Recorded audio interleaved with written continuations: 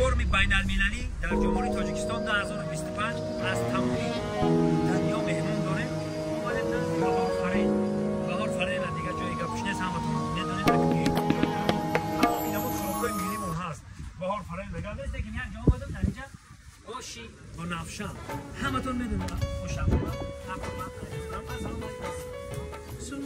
شما یکی از بانوهایی هستید که در تمام تاجیکستان با چی نگین که همین بانوی پرهنر داره، بانوی آشی بنفشه.